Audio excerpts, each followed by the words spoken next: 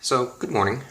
Today I'm going to go over my thoughts on knife defense. I've been in situations where I have had to disarm people, and I've been in situations where I've been disarmed, such as during an exam, for example. Now, the reason that I'm making this video is because about a month ago I was teaching knife defense to a few people who speak English in the area in Arad, when a soldier down the street from the apartment where we were practicing on the ground floor of was stabbed to death and then dragged into the road and run over. Now, my thoughts on knives are this. They're very useful.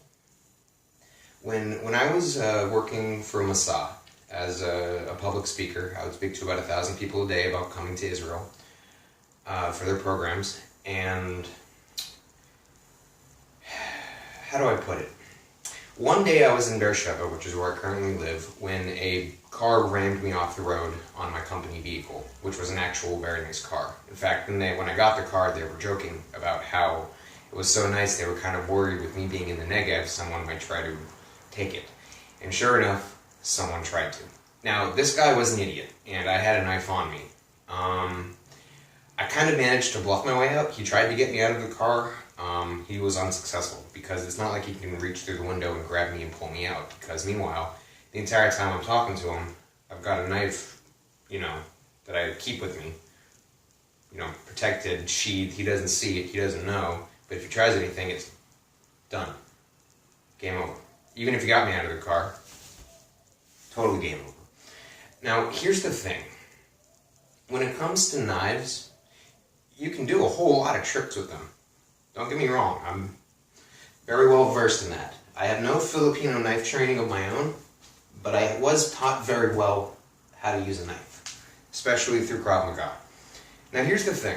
In martial arts, we are taught that all these defenses on how to stop a knife, how to parry a blow, perhaps if you're crazy enough in Taekwondo, how a crescent kick might be able to help, all these different variations. But here's the thing. In an actual knife combat situation, they're not going to do this. They're not going to do an ice pick. It's going to be So you have to figure out a way around that. This is why I'm dubious of most knife defenses that are taught. Like in Aikido, they actually do a full-on front stance. No one's going to do that on the street. How it works is, they're holding their knife like this, they walk up and they're just going to walk away, and you're done. At least in Israel, that's how it is. This soldier had a very advanced weapon that they also took from his body, that he was just sitting there against regulations. The Israeli army, like every army, makes mistakes, and they left the soldier alone, and two Arabs took advantage of that. They crept up on him in the dead of the night, around midnight, and stabbed him several times, and then dragged him in the street and ran him over. Down the street while I was teaching knife defense. This has bothered me. Now, I agree with another person on the actual effective method for knife defense. Get some chainmail. It only weighs 10 pounds at most, it's not very heavy, and it's quite effective. I'm currently making my own, considering someone was murdered down the street from me, and 2 weeks ago when I was at the central bus station in Borschel, two tribes of Bedouin broke out into a huge group fight, like 20, 30 people.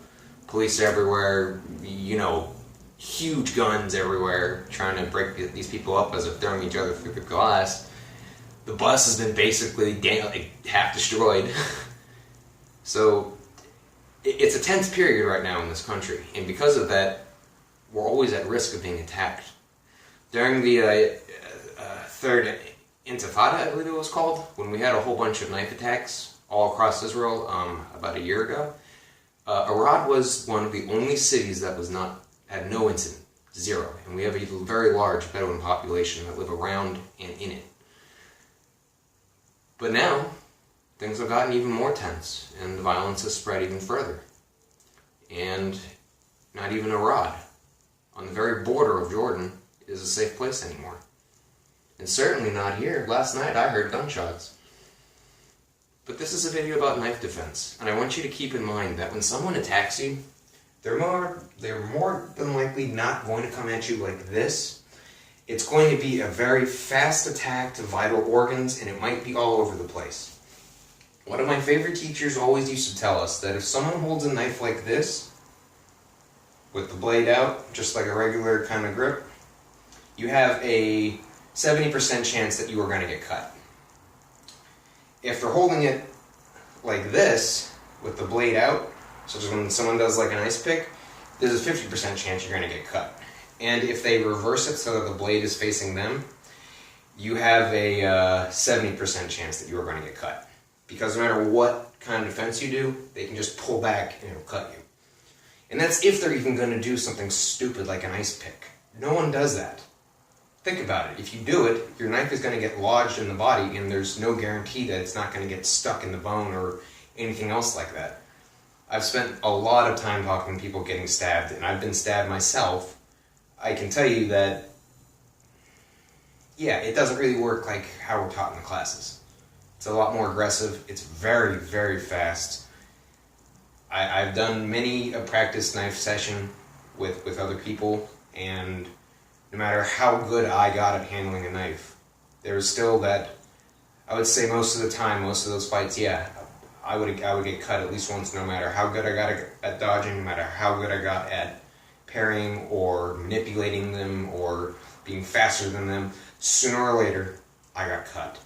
And that's how it works.